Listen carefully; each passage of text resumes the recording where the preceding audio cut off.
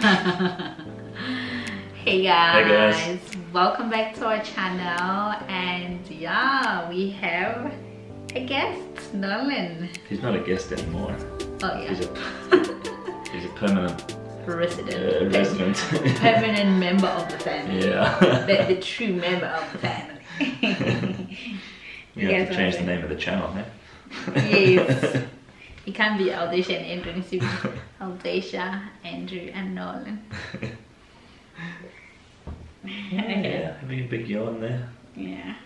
He was sleeping for a long time. He's just was woken up for a feed now. Let's see if he's gonna sleep or make noise. Yeah. So yeah, as you can see, a title of our video is surviving the few weeks with a newborn as a new parent. So we wanna give you the details of how we've been surviving. Because Well, this is it's like week 3 3. weeks now. Yeah, he's 3 weeks old. So basically week 1, you want to talk about it? How was week 1 for you, man? Week 1 was the blissful week, wasn't it? Yeah, it was the honeymoon phase. Literally, we were obsessed with him. He was a perfect baby. He's still perfect. I'm still obsessed with him. He was still obsessed with him. He was just quiet. That was the big difference. Yeah, he was not He crying. Didn't cry. He Really was, at all. Yeah. We heard him cry when, like, at birth, but then after that, he didn't cry for days. Yeah. He was just sleeping, Feeding, making those little sleeping. little tiny noises, like just the cute noises. Yeah. And That's it was a bit difficult for you because obviously he sleeps every like 2 hours and wake up at night, or 3 hours he wakes up. It was difficult for you because you were so used to sleep like 8 hours or 7 hours straight. True. So like the first 3 days of him being around, At home. Aldacia was, well, the first 3 days you were still at the hospital with him. Yeah. So you were adjusting already during night time to waking up and feeding him. But I was going home at 8 o'clock in the evening and sleeping a full night and then coming back at 8 o'clock the next morning. Yeah. So now when you guys both came home, then I needed to catch up on... Oh, sorry, babe. I needed to adjust my sleeping schedule to now being woken up every couple of hours during the night. So Aldacia's, because of the C-section, she was still in quite a lot of pain the first week and couldn't really move around a lot. So basically you were in bed and feeding him, and then I was changing the nappies and picking him up and putting him down, things like that to try and make it a bit easier for you. So, but I also just feel like even if after a C-section, that should be a job, right, babe? yeah, well, I mean, as partners, we need to help each other. The whole parenting. Sure. Yeah. And it's nice, like as a father, to be involved a bit because it's there's a very strong relationship between you and him because of the feeding and things like that. So it's nice to like get involved and change some nappies. Yeah, because he's not on a bottle, so we do like exclusively breastfeeding. So Andrew doesn't have the chance of like giving him a bottle. I'm not yet like. Oh, sorry, babe. What's happening? He's pulling it out. Yeah. Yeah, so I wasn't getting to feed him with a bottle, so changing his nappy was about. And I'm not yet the only thing. pumping. And the reason I'm not pumping, my midwife and the nurse advised that I pump after 6 weeks so it doesn't mess up with the milk flow. Yeah. Actually, one thing that was tough in that first week, wasn't that when your breasts were getting really swollen, I forgot. right? First week, yes. That was actually difficult. It was tough. So what was happening is that my nipples were sore, and because I was starting to produce milk, because the first 3 days or 2 days I was not producing milk, I was producing colostrum, so that was okay when I was in hospital. So when I got home, I started producing milk, and the milk was coming too much, and my breast was so breast gets swollen. Yes, Andrew was helping me because I asked advice on Instagram. People say if you need someone to massage them. Oh, babe, you're doing a great job. I was massaging those big full breasts. And when your mom was around, also she helped with the massage as well, and she did give me the cabbage leaf as well. Yeah, so that's like a natural remedy is you take like a cold cabbage leaf and put it on the breast. So yeah, and there was a fight with the whole cabbage leaf on Instagram. People saying it dries up the milk. Some people say, and it never dried up my milk. Honestly speaking, it did not. Because my milk was still soothed popping. You a bit. It soothed me. The temperature, is it just because it's cool and... No, apparently there's something, even doctors don't know what it is. Because it really, beside the temperature, it soothes you. You're no longer feeling pain. Discovered that, hey? Yeah. The first person that put a cabbage on their breast. Anyway, so it still works. Yeah, so I had the first week, I suffered bad. And my nipples, but my nipples didn't suffer a long time because I had nipple cream, which worked. And I never put that nipple cream. Actually, I have a huge nipple cream. Yeah, you barely used it. Yeah, I used it for like maybe 2 days or 3 days. Yeah. Yeah. And then after about 5 days, your breasts started to like normalize a bit. It, yeah. And it wasn't so painful anymore. And then, was it a second week where I started having infection on my C-section? Yeah, it was about the second week, yeah. So the first week, it looked like it was all healing well. You were doing the physio exercises and stuff, and then it started to get more painful. And it had been dry, like you were not covering it, and there was no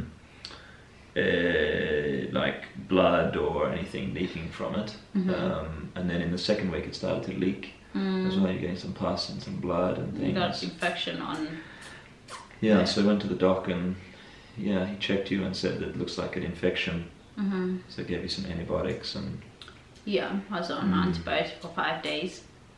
And then when I was suffering from infection, towards the end of week 2, or close to week 2, he started having gas.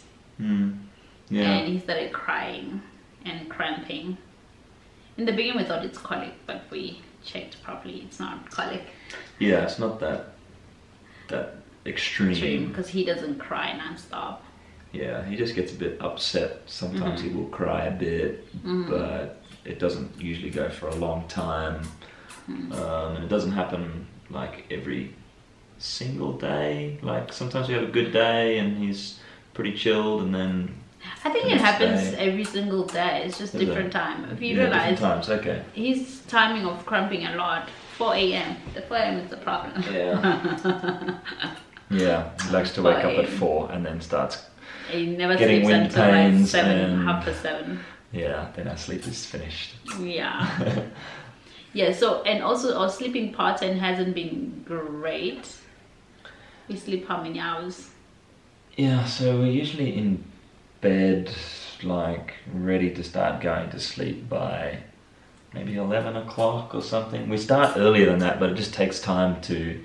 I look after him while you shower, and then we have to move all of his stuff from downstairs to the room, and it's a longer process to get into bed now.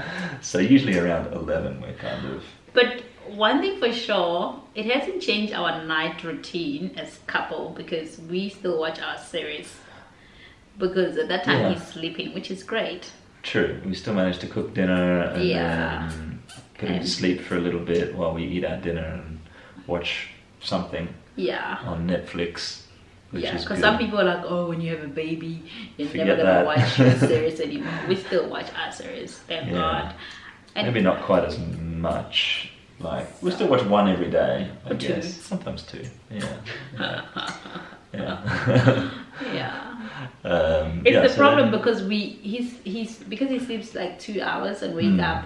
So we get a 2-hour window of Netflix before we have to look after him again. Yeah, so then we get into bed like 11 o'clock, and so it's basically like you say, every 2 hours. So then you'll wake up a bit after midnight, and you'll feed him, and maybe I'll change the nappy, and then sometimes he falls straight back to sleep. Sometimes you need to like rock him for 30 minutes to a long time sometimes. So yeah, we might be awake for an hour sometimes, and then he finally goes back to sleep. We both go back to sleep, and then another 2 hours. So then at like 2 o'clock or 2:30 roughly, he'll wake up again, do the same thing again, and then at about 4:30 another one, and then He wakes up at 4:30. Forget it. He's not going to sleep. He can sleep a Rarely. little bit, an hour. Sometimes he'll let us sleep Yeah. a little bit between like 4:30 to maybe kind of 6. 6 or something. Yeah. Yeah, but often at that time now, he's like, he finds it difficult to go back He to becomes sleep. very and- fussy. So you usually look after him during that Time. time, and I get the last bit of sleep. and Because then- now you're back to work, even though you're Yeah. working from home with this lockdown. Yeah. So Yeah. I need to be at my computer at 8 o'clock, 8:30, and try and work 8 hours a day doing that. So yeah, so you can nap during the day. But Yeah, I nap during the day, so Mm. that's why I have power from 4 a.m. to 7. yeah. And I nap long. I don't nap 15 minutes. You nap at least 15 minutes during the day. Well, yeah, when I've been back at work now, I'll eat my lunch and then I'll take a very quick power nap, maybe 15 or 20 minutes, and then that's enough to get me through the afternoon until knock off time. Mm-hmm. Yeah, and maybe the other thing is that we were very lucky that just before the lockdown started, we were able to get a nanny to come in and help us. So my parents were supposed to be here to help us until like next week. I think they were still going to be here until next week, but then because of the coronavirus and restrictions on travel, etc., we decided that it's better for them to go back home to Australia. They didn't have a choice anyway. They had to go. Yeah, I think they were reducing, airlines were reducing flights Yeah. severely, so they didn't want to basically get stuck. So But every country also was cancelling travel, so they were gonna stay. yeah, well, I think that Australia is still letting citizens return. Oh, If you're not from Australia, then you can't come in. But if you're a citizen, they were still going to let you to come back. But okay. yeah, but maybe they weren't going to be able to take their normal flight, and maybe they were going to have to stay longer or something. So anyway, so they went back home only a couple of days after he was born, and then we managed to get a nanny, and she's been really, really awesome at helping us Yeah. manage everything as well. So she helps with, cleaning around the house and washing, because now you have to do like, how many loads of washing do we do every day Oh, now? Almost in the beginning, yeah, okay, I forgot this part. In the beginning, we kind of like, I don't know if we didn't know how to put a nappy or what, because it was leaking. Either with Yeah, the I think we pee- weren't putting them tight enough. We're not doing it something correctly until the nurse showed Yeah. us. You think these things is easy, but yeah, it's tough.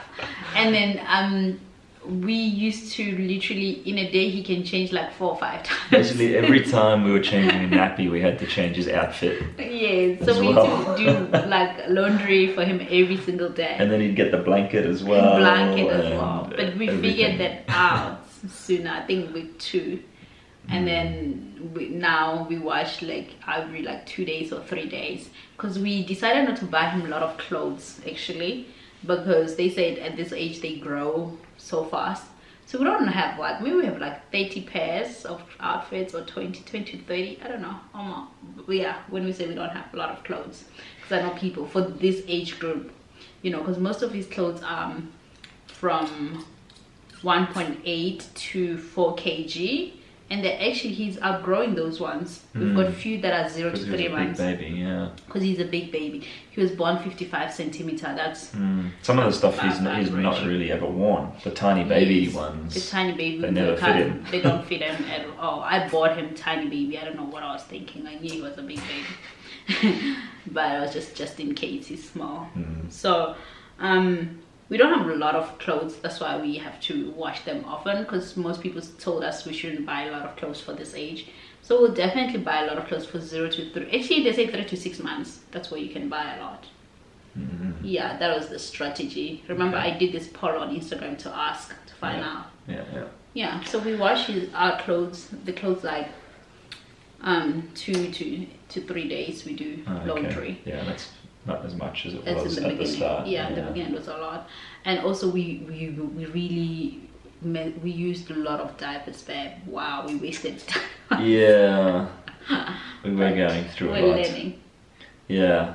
I think now we just don't change them as often. Like if No. it's not so dirty, we And just he doesn't leave get it. fussy as well, because we put them nicely. So Yeah, When he's wet, he doesn't get fussy, because he used to be fussy, and because he'll be like wet weaving on his clothes. I think we're still doing about 10 per day now. I think because we have about, I usually pack 5 in the room for night time, another 5 during the day, but we don't always use them. So maybe it's between 5 and 10 nappies per day now. 10 seems a lot, but yeah, it's probably closer to 5 now then, I guess. Yeah, something like that. Okay. Yeah. I think that's all. Yeah, I think that's all. Yeah. Okay guys, that's how we've been surviving. So it's been a good journey. 3 weeks. I think so far, we're getting there. We're still obsessed with him. We still can't believe I can't believe my parent. Do you believe sometimes that? Yeah, it's Is it a bit strange to think, but yeah, he's always here now, so it's hard to forget. But every now and then I just think about, geez, am I doing enough? Shouldn't I be like reading more? And you know, what if there's things that we're not doing right? Because there's so many, everyone's got different ways of doing things, and and just some things that we don't know, I guess. Like when we went to the clinic the one day to have his weight checked and things, the nurse there told us like 5 awesome tips that we didn't know before. Just useful stuff. So it's kind of worrying sometimes about how much we don't know. We need to keep reading that book, don't we? Yeah. To learn. Yeah, and for me in this journey, it's just taught me that I can never judge anyone's parenting, because indeed when you are a parent yourself, you do what is best for you and your child, and for you to survive as well.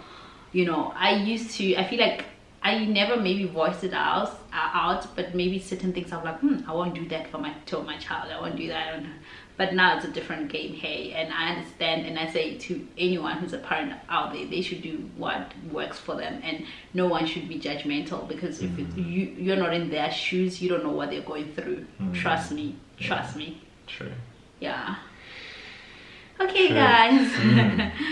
So we're gonna do another video, right, on like nighttime, evening routine. We'll show you the routine. Do you guys want morning routine and nighttime? Because each morning is tough for us, guys. Hey, we can film well nighttime routine. Let's start with nighttime routine. Yeah, that's the more filming one. Morning one. We're not morning people, hey? And unless you want to try to fake it, make it look perfect, but if you want to see it real, it's nighttime.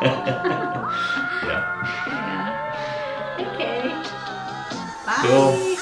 Bye, guys. See you another vlog.